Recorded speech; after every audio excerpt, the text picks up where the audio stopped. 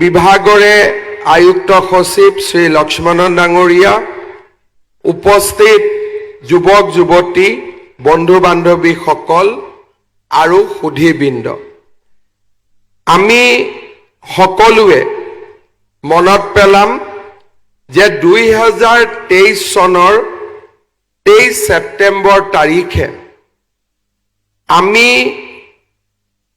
এই খানাপাৰা ভেটেনাৰী ফিল্ডত আমি গোট খাইছিলোঁ বা আমাৰ মুখ্যমন্ত্ৰী আত্মনিৰ্ভৰ অসম অভিযানৰ যি যাত্ৰা, সেই যাত্ৰা আমি আৰম্ভ কৰিছিলোঁ।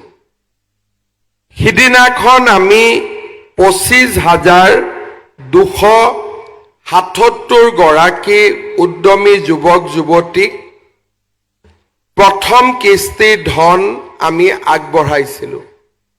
ইয়াৰে 25,056 গৰাকী আছিলে আমাৰ জেনেৰেল কেটেগৰীত আৰু 221 গৰাকী আছিলে ইঞ্জিনিয়াৰিং বা চিকিৎসা বিজ্ঞান পাছ কৰা প্ৰফেশ্যনেল ডিগ্ৰী থকা যুৱক যুৱতী। এই আঁচনিখনৰ হিতাধিকাৰী নিৰ্বাচন কৰোঁতে এটা গুৰুত্বপূৰ্ণ দিশ আছিল যে 25,000 হিতাধিকাৰীৰ ভিতৰত 26% আছিলে আমাৰ নাৰী শক্তি, অৰ্থাৎ 6,550 গৰাকী যুৱতীয়ে এই আঁচনিৰ দ্বাৰা প্ৰথম আৰু দ্বিতীয় কিস্তিৰ ধন লাভ কৰিবলৈ সক্ষম হৈছিলে। ইয়াৰ পিছত কেইবাটাও পৰ্যায় আমি পাৰ কৰিলোঁ। 3 দিনৰ আমি ট্ৰেইনিং ল'লোঁ। উদ্যম পৰ্টেলত আমি নিজৰ নাম অন্তৰ্ভুক্তি কৰিলোঁ। আজি আমাৰ এই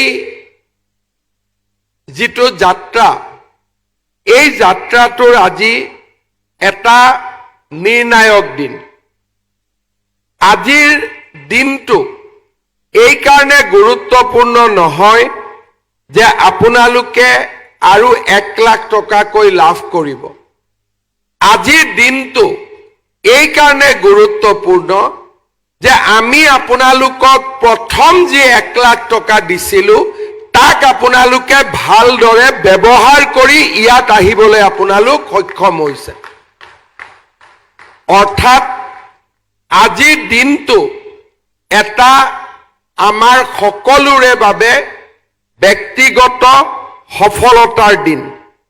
সাধাৰণতে অসমত ধাৰণা কৰা যায় যে আমি 1 লাখ টকা দিলোঁ, ল'ৰা ছোৱালীয়ে হয় মটৰচাইকেল কিনিব, নহ'লে মোবাইল কিনিব, আৰু চৰকাৰে দিয়া টকাৰে তেওঁলোকে কেতিয়াও ভাল কাম নকৰে। আৰু এনেকুৱা এটা ধাৰণা কেৱল মাত্ৰ সাধাৰণ মানুহৰ মাজত আছে এনেকুৱা নহয়, জনা শুনা মানুহেও এনেকুৱা ভাবে যে চৰকাৰে যি টকা দিয়ে, পুঁজি দিয়ে, ৰাইজে তাৰ উচিত ব্যৱহাৰ নকৰে। বিশেষকৈ যুৱক যুৱতীসকলেও উচিত ব্যৱহাৰ নকৰে। কিন্তু আজি আপোনালোক ইয়াত উপস্থিত থাকি এটা কথা প্ৰমাণ কৰিছে যে অসমত এতিয়া এটা নতুন যুৱ প্ৰজন্মৰ সৃষ্টি হৈছে, যোনে কাম কৰিব খোজে আৰু কষ্টৰে নিজৰ জীৱন নিৰ্মাণ কৰিব খোজে। আজিৰ এই দিনটো আপোনালোকৰ এটা ব্যক্তিগত সফলতাৰ দিন। কাৰণ যেতিয়া হাতত 1 লাখ টকা পাইছিলোঁ, এনেকুৱা নহয় যে মনত ইচ্ছা যোৱা নাছিলে, কিন্তু আপোনালোকে সেই ইচ্ছা শক্তিক দমন কৰি এই 1 লাখ টকাৰ সুন্দৰ ব্যৱহাৰৰ বাবে প্ৰচেষ্টা কৰিছিলে।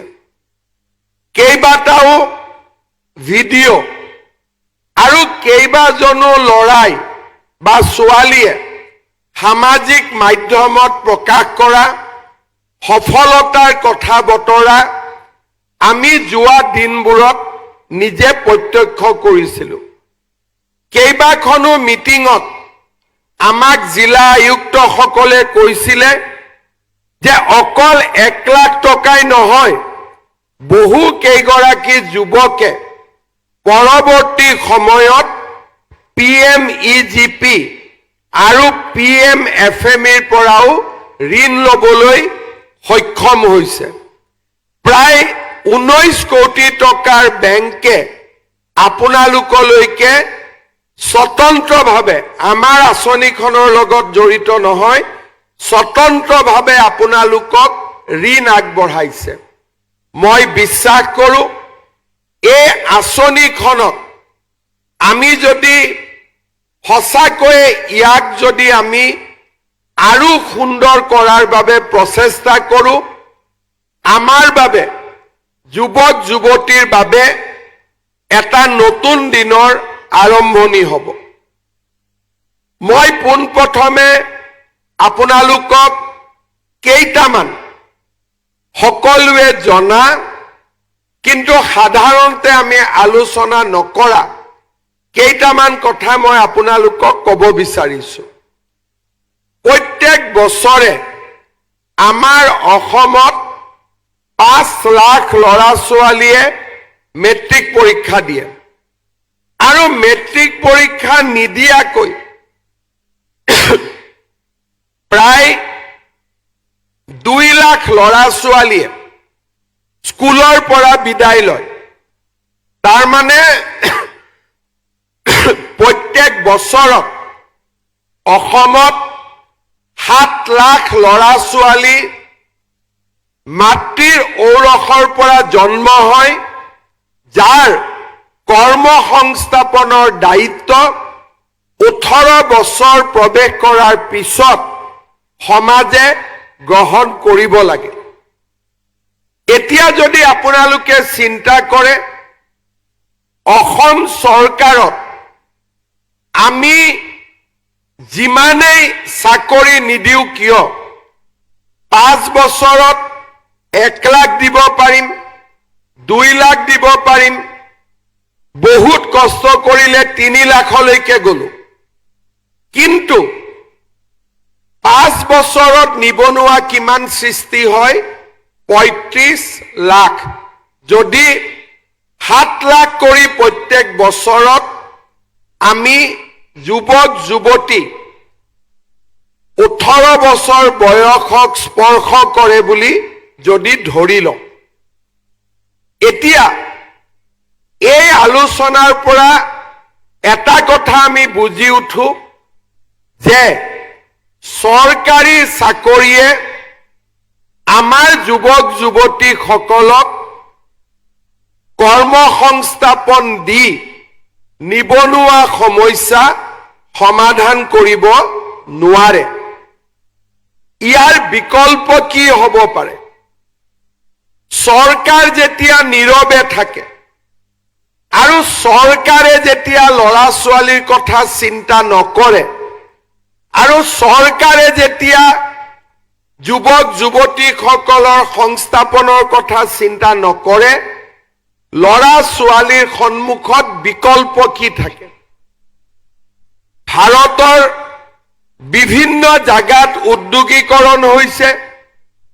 আমি সিকিউৰিটি গাৰ্ড বা আন চাকৰি কৰিবৰ বাবে আমি অসমৰ বাহিৰলৈ যাম।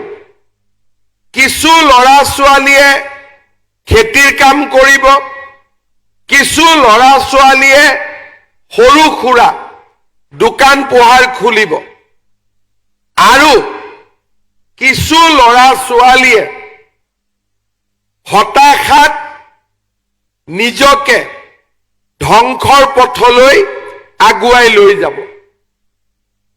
এতিয়া আমাৰ সন্মুখত বিকল্প কি? চৰকাৰে একো নকৰিব, আপোনালোকৰ সন্মুখত বিকল্পও নাথাকিব। সমাজত তেতিয়াই সংঘাতৰ সৃষ্টি হয়, সমাজত তেতিয়াই অশান্তিৰ সৃষ্টি হয়, আৰু মানুহে যিকোনো কাম কৰিবৰ বাবে প্ৰস্তুত হয়। আৰু আমাৰ মাজত এচাম লোক থাকে যোনে বিচাৰে যে ল'ৰা ছোৱালীৰ কৰ্মসংস্থাপন নহওক, ল'ৰা ছোৱালী হতাশাৰ যিটো বৃত্ত, হতাশাত তেওঁলোক হতাশগ্ৰস্ত হওক আৰু সমাজত নৈৰাজ্যৰ সৃষ্টি হওক। আজি বন্ধ, কালি পিকেটিং, পৰহি আন্দোলন, আনদিনা কোনোবাই হতাশাত বন্দুক হাতত তুলি ল'বলৈও কুণ্ঠাবোধ নকৰাৰ পৰিৱেশ এটা সৃষ্টি হয়। এনে দিনবোৰ আমি অসমে ওচৰৰ পৰা দেখিছিলোঁ, আৰু ই বহুত ক্ষেত্ৰত আমাৰ মাজত এই পৰিৱেশৰ যিটো চিকাৰ, আমি সকলোৱে এই পৰিৱেশৰ কৰবাত নহয় কৰবাত চিকাৰ হৈছিলোঁ। আমাৰ ৰাজ্যত ইয়াৰ বিকল্প কি? আমি কেইবাটাও বিকল্পৰ সন্ধান কৰিছিলোঁ। আমি অসমৰ ৰাইজক কৈছিলোঁ যে আমি 1 লাখ যুৱক যুৱতীক চৰকাৰী চাকৰি দিম। অহাকালি আমি আৰু 4,500 ল'ৰা ছোৱালীক চাকৰি দিম, আৰু সৰ্বমুঠ আমাৰ চৰকাৰৰ দিনত চাকৰি পোৱা যুৱক যুৱতীৰ সংখ্যা 1,65,000ত ভৰি দিব। যোৱা কেইদিনমান মই মিটিঙত কৈছো যে যোৱাবাৰ আমি 1 লাখ যুৱক যুৱতীক চৰকাৰী চাকৰি দিম বুলি কৈছিলোঁ, আৰু আমি 1,60,000 যুৱক যুৱতীক চৰকাৰী চাকৰি দিলোঁ। অহাবাৰ আমি নিশ্চিতভাৱে চেষ্টা কৰিম যে 2 লাখ ল'ৰা ছোৱালীক আমি চৰকাৰী চাকৰি দিম। আৰু চৰকাৰৰ ভিতৰত কৰ্মসংস্থাপনৰ ব্যৱস্থা চলি থাকিব। কিন্তু আমাক প্ৰয়োজনীয়তা কি আছে? যে ভাৰতত আজি যি ধৰণে বিকাশ হৈছে, ভাৰতত উদ্যোগ আৰু বিশ্বৰ ঔদ্যোগিক অৰ্থনীতিত যুৱক যুৱতীৰ আজি প্ৰয়োজন আছে। পৃথিৱীখন লাহে লাহে এখন বয়সীয়া লোকৰ সমাজলৈ পৰিণত হৈছে। আজি যদি আপোনালোকে জাপান, কোৰিয়া, আমেৰিকা আদি দেশত যায়, তাত মেক্সিমাম মানুহক আপোনালোকে 45-46 বছৰ বয়সীয়া দেখা পাব। ভাৰতত ৰেলৰ ষ্টেচন, বাছ, ফ্লাইট, সমাজ, মিটিং আপোনালোকে দেখিব আমাৰ 27 বছৰীয়া যুৱক যুৱতী, অৰ্থাৎ মেডিয়ান এজ বুলি যাক কয়, গড় বয়স আমাৰ যুৱক যুৱতীৰ বয়স হ'ল 27 বছৰ। আৰু অসমত যুৱক যুৱতীৰ মেডিয়ান এজ হৈছে 22 বছৰ। তাৰ মানে কাম কৰিব পৰা ল'ৰা ছোৱালী আমাৰ ৰাজ্যখনত আটাইতকৈ বেছিকৈ আছে। আৰু সেইকাৰণে আমাৰ ল'ৰা ছোৱালীক এসময়ত সিকিউৰিটি গাৰ্ডৰ কাৰণে নহয়, আমাৰ ল'ৰা ছোৱালীক উদ্যোগসকল আহিব, বেছিকৈ দৰমহা দিব, আৰু উদ্যোগত কাম কৰিবৰ বাবে আমাৰ যুৱক যুৱতীক তেওঁলোকে বিচাৰিব। কিন্তু আমি কেনেকৈ উদ্যোগত কাম কৰিম? আমাৰ হাতত যদি স্কিল নাথাকে, আমাৰ হাতত যদি এটা বিশেষ জ্ঞান নাথাকে, সেইবাবে ৰাজ্য চৰকাৰে স্কিল ইউনিভাৰ্চিটিৰ পৰা ITIৰ পৰা আমি সকলো স্থানতে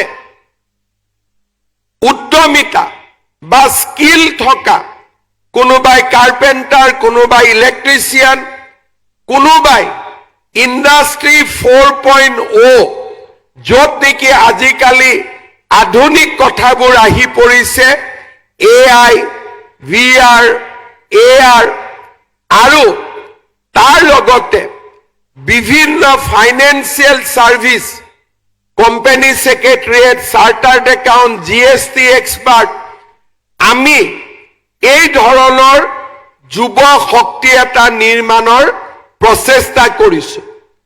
তৃতীয়তে, আমি অসমত উদ্যোগ আনিব চেষ্টা কৰিছো। জাগিৰোডত সেমিকণ্ডাক্টৰ, ধুবুৰীত থাৰ্মেল পাৱাৰ ষ্টেচন, আমাৰ নামৰূপত সাৰ কাৰখানা, এই ডাঙৰ ডাঙৰ নলবাৰীত পেপচি, এই ডাঙৰ ডাঙৰ উদ্যোগবিলাকত আমি ভাৰতৰ আন ৰাজ্যত নোযোৱাকৈ অসমৰ যুৱক যুৱতীক আমি নিযুক্তি দিয়াৰ বাবে আগবাঢ়ি যাব পাৰো। চতুৰ্থ, যেতিয়া এখন ৰাজ্যত বছৰত 50,000 চৰকাৰী চাকৰি হয়, যেতিয়া এখন ৰাজ্যত উদ্যোগ আহে, যেতিয়া এখন ৰাজ্যৰ ল'ৰা ছোৱালীয়ে বাহিৰত কাম কৰি ঘৰলৈকে টকা পঠিয়াই, যাক ইংৰাজীত ৰেমিটেন্স বুলি কয়, ৰাজ্যৰ অৰ্থনীতি বাঢ়ি বাঢ়ি গৈ থাকে। স্কুলৰ প্ৰয়োজন হয়, পাৰ্লাৰৰ প্ৰয়োজন হয়, চাউলক মিলিং কৰিবৰ কাৰণে ৰাইচ মিলৰ প্ৰয়োজন হয়, আজি মটৰ গাড়ীৰ প্ৰয়োজন হয়, ট্ৰাকৰ প্ৰয়োজন হয়, JCBৰ প্ৰয়োজন হয়। অৰ্থাৎ আমাৰ ৰাজ্যৰ অৰ্থনীতি বাঢ়ি যোৱাৰ লগে লগে আমাৰ ৰাজ্যৰ ভিতৰত আত্মসংস্থাপন, সেলফ এমপ্লয়মেন্টৰ ৰাস্তা মুকলি হয়। এখন যদি স্কুল আমি খোলো, আমি 7 গৰাকী শিক্ষকক নিযুক্তি দিওঁ। আমি যদি এখন বিউটি পাৰ্লাৰ খোলো, 4 গৰাকী যুৱতীক আমি নিযুক্তি দিওঁ। আমি যদি এখন অটো ৰিক্সা গাড়ীও কিনো, 2জনৰ পৰা 3জন ল'ৰা ছোৱালীক আমি নিযুক্তি দিওঁ। কেইবাখনো মেকানিকৰ দোকান আৰম্ভ হয়। বিল্ডিং বনোৱাৰ লগে লগে বিল্ডিঙৰ তলত, ফ্লেটৰ তলত দোকানৰ প্ৰয়োজন হয়। কাপোৰ ধোৱা ধুবিৰ পৰা আৰম্ভ কৰি আমাক সাপোৰ্ট সাৰ্ভিসৰ প্ৰয়োজন হয়। অৰ্থাৎ অৰ্থনীতি বাঢ়ি যোৱাৰ লগে লগে সেলফ এমপ্লয়মেন্টৰ ৰাস্তা মুকলি হয়। মানুহে মাছ বেছিকৈ খাই, ফিচাৰীৰ প্ৰয়োজন হয়। মানুহে খাদ্যৰ বাবে আলু চাউলৰ প্ৰয়োজন হয় আৰু মানুহক বিভিন্ন ধৰণে নিজৰ জীৱনত এনজয়মেন্টৰ কাৰণে ফাষ্ট ফুডৰ পৰা আৰম্ভ কৰি ৰেষ্টুৰেণ্টৰ প্ৰয়োজনীয়তা আহি পৰে। আমি যদি দেখা পাওঁ, আমাৰ অসমৰ অৰ্থনীতি আছিলে 3.5 লাখ কোটি টকা। যোৱা 5 বছৰত আমি অসমৰ অৰ্থনীতিক 8.5 লাখ কোটি টকালৈকে লৈ আহিলো। তাৰ মানে কি? সহজ ভাষাত মই কৈছো, বছৰত আমাৰ অসমত সকলো মানুহৰ গড় যদি মোৰ 10 টকা, বিমল বৰাৰ 20 টকা গোটেই গোট খুৱাই দিওঁ, অসমত উপাৰ্জন আছিলে 3.5 লাখ কোটি টকা। এতিয়া আপোনাৰ ইনকাম, মোৰ ইনকাম সকলো যদি যোগ কৰি দিওঁ, এতিয়া অসমত মানুহৰ উপাৰ্জন হৈছে 8 লাখ কোটি টকা। তাৰ মানে আমাৰ অৰ্থনীতি প্ৰত্যেক বছৰে বাঢ়ি বাঢ়ি গৈ আছে। সেইকাৰণে উদ্যোগত কাম কৰাৰ উপৰিও উদ্যোগক সহায় কৰা, সেৱা খণ্ডৰ বাবে, কৃষি খণ্ডৰ বাবে, ফিচাৰীৰ বাবে, ডায়েৰীৰ বাবে আমাক আত্মসংস্থাপন কৰিব পৰা এছাম উদ্যোগী যুৱক লাগে। আৰু সেইকাৰণে আমাৰ ৰাজ্য চৰকাৰে চৰকাৰী চাকৰিও খুলিছে। আমাৰ ৰাজ্য চৰকাৰে যুৱক যুৱতীক স্কিল ট্ৰেইনিঙো দিছে। আমাৰ ৰাজ্য চৰকাৰে উদ্যোগো আনিছে আৰু আমাৰ ৰাজ্য চৰকাৰে আত্মসংস্থাপনৰ সুবিধাও দিছে।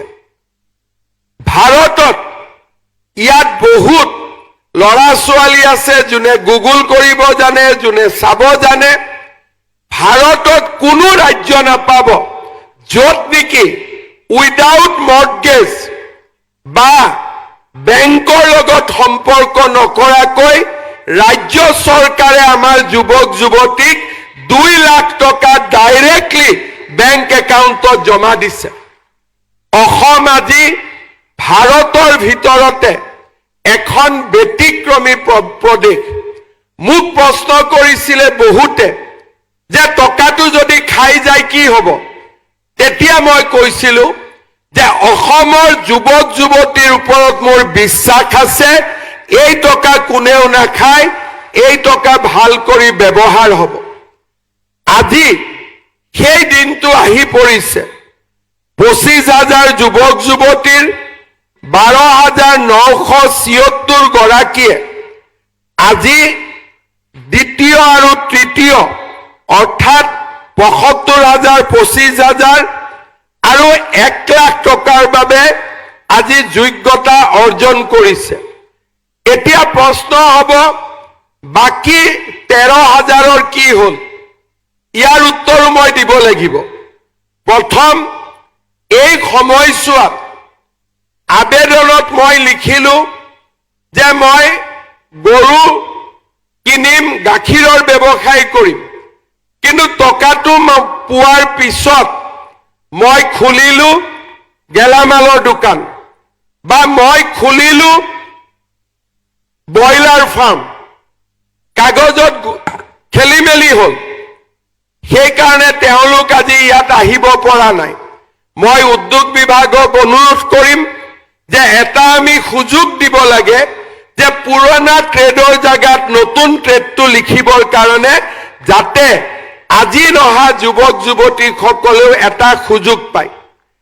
আজি যি যুৱক যুৱতীসকলে দ্বিতীয় কিস্তি ইয়াত পোৱা নাই, তেওঁলোকক আমি 90 দিনৰ আৰু সুযোগ দিম। অহা 90 দিনত তেওঁলোকে যদি প্ৰথম 1 লাখ টকা ব্যৱহাৰ কৰিব পাৰে, তেতিয়াহ'লে অহা বছৰ 15 আগষ্টৰ আগতে আমি তেওঁলোককো আৰু 1 লাখ টকাটো দিয়াৰ আমি ব্যৱস্থা কৰিম। তাৰ মানে আজি নহা মানে ফেইল কৰা বুজোৱা নাই। আজি নহা মানে 60 নম্বৰ পাব লাগে, আমি 50 পাইছো, আৰু কষ্ট কৰিলে আমি 10 নম্বৰ পাব পাৰিম। হয়তো আজি 13,000 পালে বাকী সকলে 3 মাহ দেৰিকৈ পাব। নিৰাশ আৰু হতাশা হোৱাৰ কোনো কাৰণ নাই। কিন্তু মোক কোৱা মতে 1,500-2,000 ল'ৰা ছোৱালীয়ে একেবাৰেই টকাটো খৰচ কৰা নাই। তেওঁলোকক মই কিমান সহায় কৰিব পাৰিম ময়ো নাজানো, কিন্তু যিসকলে টকাটো খৰচ কৰিছে কিন্তু অলপ পিছ পৰি আছে, তেওঁলোকক আমি নিশ্চিতভাৱে আৰু 1 লাখ টকা দিয়াৰ বাবে চেষ্টা কৰিম। এতিয়া আপোনালোকে মনত ভাবিব যে আজি আমি 1 লাখ টকা পালো, আজিৰ পৰা আমাৰ দায়িত্ব শেষ হ'ল। নহয়, এতিয়া আমি ইয়াৰ নতুনকৈ আৰু এটা কাম আৰম্ভ কৰিছো। বেংকবিলাকৰ লগত আমি কথা পতা আৰম্ভ কৰিছো। আমাৰ লক্ষ্য হ'ব যিসকলে এই 2 লাখ টকা ভাল কৰি খৰচ কৰে, তেওঁলোকক আমি বেংকলৈকে স্পন্সৰ কৰিম আৰু বেছি লোনৰ বাবে, আৰু তাতো লোনৰ কাৰণে আপোনালোকক আমি স্পন্সৰ কৰিম, আৰু তাতো বেংকক আপোনালোকে যি সুদ দিব লাগিব তাৰো 1% সুদৰ দায়িত্ব ৰাজ্য চৰকাৰে বহন কৰিব, যাতে আপোনালোকে নিজক প্ৰতিষ্ঠা কৰিব পাৰে। ইতিমধ্যে কেইবাজনো যুৱক যুৱতীয়ে ডাঙৰ লোন ল'ব পাৰিছে। মই state bank of India, Punjab national bank, কেইবাটাও বেংকৰ লগত কথা পাতিছো। আপোনালোকৰ ইয়াত 12,000 ল'ৰা ছোৱালী আছে, টোটেল টাৰ্গেট 25,000, বাকী 75,000 মেচিউৰ্ড হওঁতে আৰু 1 বছৰ লাগিব। আপোনালোকে যাতে বেংকৰ পৰা মুদ্ৰা লোন, PMEGP, PMFNE উইথ ৰাজ্য চৰকাৰে সুতৰ ক্ষেত্ৰত 1% সহায় কৰাৰ লিংকেজ কৰি আমি আপোনালোকক বেংকতো লোন দিয়াৰ বাবে আমি আগলৈ গৈ আমি প্ৰচেষ্টা কৰিম। আৰু আপোনালোকক মই মাত্ৰ এটাই অনুৰোধ কৰিম, 5 বছৰ আপোনালোকে আমাক 1 টকাও ঘূৰাই দিব নালাগে। আজি কেই চন? 2026 চন। কিন্তু 2031 চনৰ পৰা সৰু এটা ইনষ্টলমেণ্টত আপোনালোকে আমাক টকাটো ঘূৰাই দিব। ঠিক আছে? ঘূৰাই দিব নে নিদিব? কেতিয়া ঘূৰাই দিব? 2031 চনত। কিন্তু 2031ত যদি কোনোবাই পাহৰি যায়, নিজৰ সিভিল স্কোৰটো কিন্তু বেয়া হৈ যাব। এতিয়া নালাগে, 5 বছৰ আপোনালোকে প্ৰতিষ্ঠা হওক। এতিয়াতো আপোনালোকক আমি আৰু দিম মুদ্ৰা লোন, বেংকত বোলে ইণ্টাৰেষ্ট 12%, তাৰো কিছু ইণ্টাৰেষ্ট আমি আপোনালোকৰ হৈ দিম, যাতে আপোনালোকে নিজক এষ্টাব্লিছ কৰিব পাৰে। কিন্তু 31ত আপোনালোকে লাহে লাহে সৰু সৰু ইনষ্টলমেণ্টত 5-6 হাজাৰ টকাৰ এটা ইনষ্টলমেণ্ট কৰি দিম। সৰু সৰু ইনষ্টলমেণ্টত আপোনালোকে আমাক টকাকেইটা ঘূৰাই দিব, যাতে এই টকাৰে আপোনালোকৰ ভাইটি ভণ্টিক আমি আৰু বেছিকৈ লোন দিব পাৰোঁ। ভাল হ'ব নে বেয়া হ'ব? এতিয়া আপোনালোকক আজি 25,000ক আমি আগতে দিছিলোঁ, কেইদিনমান আগতে আমি 75,000ক দিলোঁ। এই 1 লাখ যুৱক যুৱতীয়ে যদি টকাখিনি ভাল কৰি খৰচ কৰে, মোৰ মনটো অলপ বেছি ডাঙৰ। আকাশখন দেখিলে মোৰ আকাশখন চু চু লাগি থাকে, কিন্তু মানুহে জঁপিয়াই চুব নোৱাৰে। কিন্তু সৰুৰ পৰাই মোৰ এইটো স্বভাৱ, জাপ মাৰি থাকো মাজে মাজে আকাশখন হাতত লাগে নেকি। অহাবাৰ মই চেষ্টা কৰিম 10 লাখ ল'ৰা ছোৱালীক 2 লাখ কৰি টকা দিবৰ বাবে। তাৰ মানে প্ৰতি সমষ্টিত কিমান হ'ব? 8,000 ল'ৰা ছোৱালী। আমি এটা অসমত নতুন যুৱ আন্দোলন নিৰ্মাণ কৰিব পাৰিম। অখিল গগৈ আন্দোলনটো নহয়, মোৰ আন্দোলনটো, যিটোত মানুহে কাম কৰিব, মানুহে কৰ্ম সংস্থাপন সৃষ্টি কৰিব, আৰু আপোনালোক নিজে নিয়োগকৰ্তা হ'ব। চাকৰি নহয়, আপোনালোকে মানুহক চাকৰি দিব। এই আন্দোলনটো অহা 5 বছৰত আমি সকলোৱে মিলি কৰিব লাগিব। অসমক আমি পৰিৱৰ্তন কৰিব লাগিব। নিবনুৱা যুৱক যুৱতীক আমি নিবনুৱা নামটোৰ পৰিৱৰ্তে নিজেই আনক চাকৰি কৰি দিব পাৰা, নিজৰ ভৰিত নিজে থিয় হ'ব পাৰা এটা যুৱ শক্তিলৈ আমি ৰূপান্তৰ কৰিব লাগিব। আৰু মই আপোনালোকৰ বহু কেইজনৰ ভিডিঅ' দেখিছো, কাম দেখিছো, আৰু মই বিশ্বাস কৰো আমি একেলগে যদি এনেকে কাম কৰি থাকো, আমি নিশ্চিতভাৱে আমাৰ উদ্দেশ্যত আমি সফল হমেই, তাত কোনো সন্দেহ নাই। আজি মই পুনৰবাৰ আপোনালোকক মই মোৰ বহুত বহুত শুভেচ্ছা জনাইছোঁ, অভিনন্দন জনাইছোঁ। আজি আপোনালোকে 1 লাখ টকা একেলগে পাব।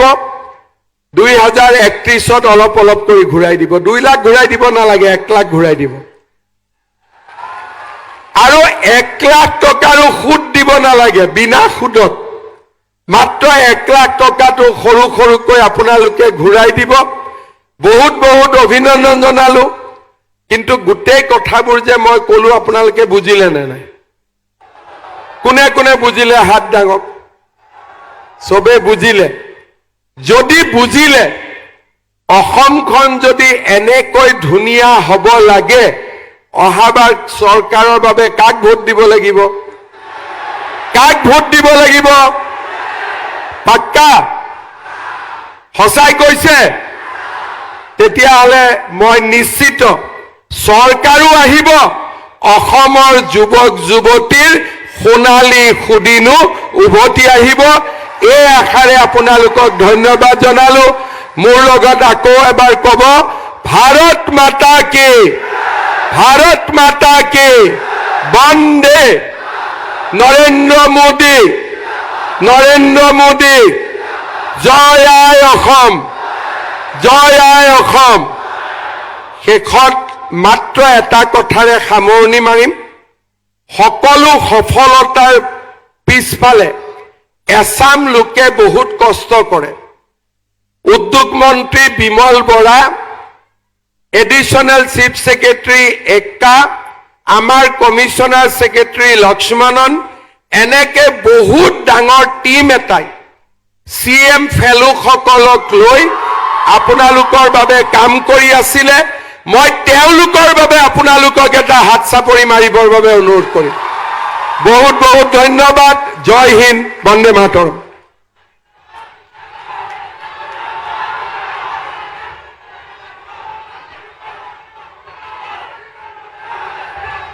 মাননীয় মুখ্যমন্ত্ৰী ডাঙৰীয়াক তেখেতৰ ভাষণৰ বাবে ধন্যবাদ জনাইছোঁ। আমি আশা ৰাখিছোঁ তেখেতে ৰাজ্যখনৰ উত্তৰোত্তৰ প্ৰগতিৰ বাবে হাতত লোৱা পদক্ষেপসমূহ সফল কৰাত আমি আটাই সহায়ৰ হাত আগবঢ়াব পাৰিম। এতিয়া আজিৰ বিশেষ কাৰ্যসূচীটোলৈ আহিছোঁ। এতিয়া এই মঞ্চতে কেইগৰাকীমান হিতাধিকাৰীক আনুষ্ঠানিকভাৱে অসমৰ মাননীয় মুখ্যমন্ত্ৰী ডাঙৰীয়াই চেক প্ৰদান কৰিব। আমি মঞ্চলৈ আমন্ত্ৰণ জনাইছোঁ শ্ৰীমতী অৰুণিমা দাস, কামৰূপ মেট্ৰ'ৰ। অসমৰ মাননীয় মুখ্যমন্ত্ৰী ডাঙৰীয়াই তেখেতক চেক প্ৰদান কৰিব।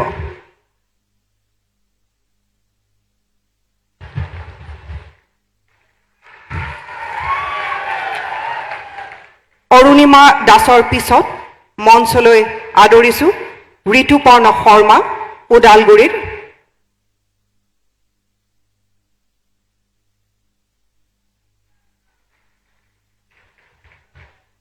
এইবাৰ মঞ্চলৈ আহিব বৰ্ণালী বৰা, গোলাঘাটৰ।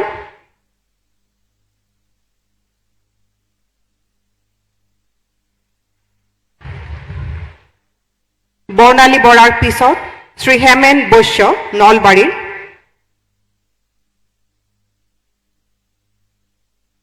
হেমেন বৈশ্যৰ পিছত পাপৰি দাস, নগাঁৱৰ।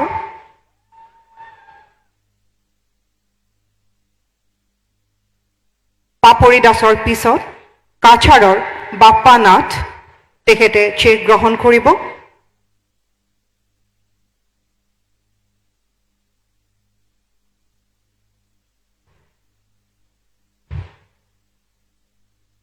বাপ্পা নাথৰ পিছত কামৰূপৰ মণিকা দাস পাঠক, তেখেতে চেক গ্ৰহণ কৰিব অসমৰ মাননীয় মুখ্যমন্ত্ৰী ডাঙৰীয়াৰ হাতৰ পৰা।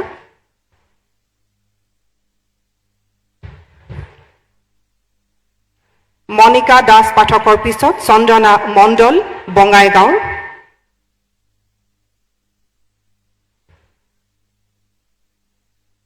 চন্দনা মণ্ডলৰ পিছত মঞ্চলৈ আহিব কাঞ্চন ৰবি দাস, ডিমা হাছাও। কাঞ্চন ৰবি দাস তেখেতৰ পিছত মঞ্চলৈ আহিব ধ্ৰুৱজ্যোতি সোণোৱাল, তিনিচুকীয়াৰ। ধ্ৰুৱজ্যোতি সোণোৱালৰ পিছত মঞ্চলৈ আহিব দেৱলতা মুণ্ডা ডিব্ৰুগড়ৰ। দেৱলতা মুণ্ডাৰ পিছত মঞ্চলৈ আহিব ৰন্টু চুতীয়া, তেখেত ডিব্ৰুগড়ৰ।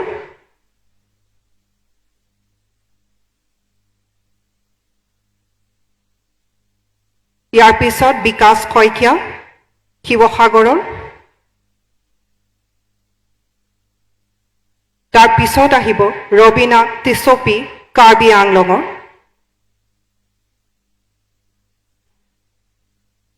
ৰবীনা টিছপিৰ পিছত চেক গ্ৰহণ কৰিব মুনমী বৰা, তেখেত শোণিতপুৰৰ। মুনমী বৰাৰ পিছত চেক গ্ৰহণ কৰিব কোকৰাঝাৰৰ নিতাই চন্দ্ৰ বৰ্মনে। আৰু তেখেতৰ পিছত চেক গ্ৰহণ কৰিব লখিমপুৰৰ কমলজিৎ বৰাই।